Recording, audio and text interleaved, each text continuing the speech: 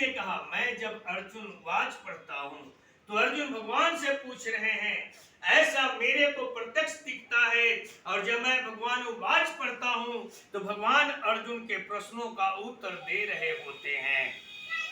ऐसा मेरे को प्रत्यक्ष दिखता है। इस प्रकार भगवान श्री कृष्ण और अर्जुन का आपस में संवाद हो रहा है, ऐसा प्रत्यक्ष दिखता है। परंतु अर्जुन क्या पूछते हैं और भगवान क्या उत्तर देते हैं, ये मेरी समझ में नहीं आता। मैं तो उन दोनों के दर्शन करके राजी होता हूँ। उसकी ऐसी श्रद्धा भक्ति देखकर चैतन्य महाप्रभु बहुत प्रसन्न हुए। इस प्रकार की श्रद्धा भक्ति वाला मनुष्य गीता को केवल सुन भी ले तो उसकी मुक्ति में कोई संदेह नहीं रहता। वह शरीर छूटने पर संपूर्ण पापों से मुक्त होकर पुण्य कार्यों के शुभ लोकों को प्राप्त हो जाता है। यह पुण्य कर्मणाम पद से सकाम भाव पूर्वक यज्ञ अनुष्ठान आदि पुण्य कर्म करने वाले को नहीं लेना चाहिए, क्योंकि भगवान ने उनको ऊंचा नहीं माना है। प्रत्युत उनके बारे में कहा है कि वे बार बार आवागमन को प्राप्त होते हैं। यहाँ उन पुण्य कर्मा भक्तों को लेना चाहिए जिनको भगवान का प्रेम दर्शन आदि प्राप्त होती है।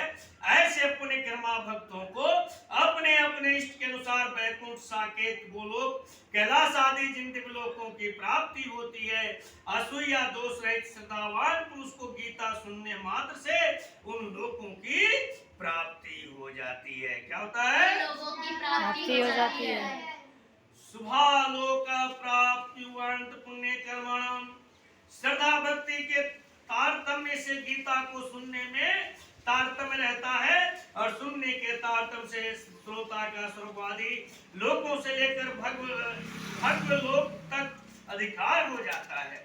अर्थात अधिक श्रद्धा भक्ति होगी तो वह भगवान के धाम को प्राप्त हो जाएगा, और क्रम श्रद्धा भक्ति होगी तो वह अन्य लोकों को प्राप्त हो जाएगा।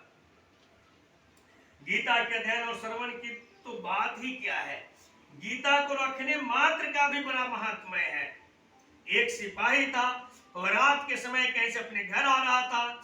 रास्ते में उसने चंद्रमा के प्रकाश में एक वृक्ष के नीचे एक सुंदर स्त्री देखी। उसने उस स्त्री से बातचीत की तो उस स्त्री ने कहा, मैं आ जाऊं क्या? सिपाही ने कहा, हाँ आजा। सिपाही के ऐसा कहने पर वह स्त्री, जो वास्तव में चुड़ैल थी, उसके पीछे आ गई। अब वह रोज रात में सिपाही के पास आती, उसके साथ सोती, उसका संग करती और सवेरे चली जाती। इस तरह वह उस सिपाही का शोषण करने लगी, अर्थात उसका खून चूसकर उसकी शक्ति छीन करने लगी।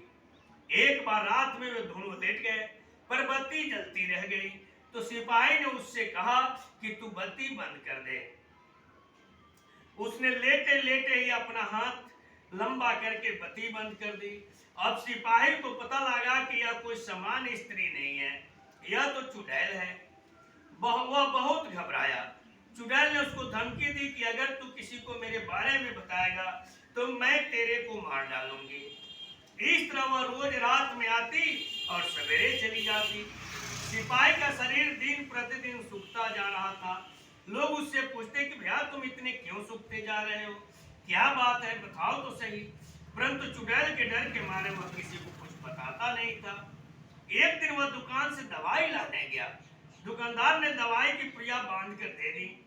सिपाही इस पुड़िया को जेब में डालकर घर चला आया। रात के समय जब वह चुड़ैल आई तब वह दूर से ही खड़े खड़े बोली कि तेरी जेब में जो पुड़िया है उसको निकाल कर फेंक दे। सिपाही को विश्वास हो गया कि इस पुड़िया में जरूर कुछ करामात है, तभी तो आज यह चुड़ैल मेरे पास नहीं आ रही है। सिपाही ने उससे कहा कि मैं पुड़िया नहीं फेंकूंगा। चुड़ैल ने बहुत कहा, पर सिपाही ने उसकी बात नहीं मानी। तब चुड़ैल का उस पर बस नहीं चला, तब वह चली गई। सिपाही ने जेब में से पुड़िया को निकाल कर देखा तो वह गीता का फटा हुआ पन्ना था। क्या था? गीता का फटा हुआ पन्ना था। इस तरह गीता का प्रभाव देकर वह सिपाही हर समय अपनी जेब में गीता रखने लगा। वह चुड़ैल फिर कभी उसके पास नहीं आई। बोलिए प्रेम से कृष्ण भगवान माता राधा सत्यभामा रुक्मिणी की जय। आज मैया की जय, हे जगैया की जय।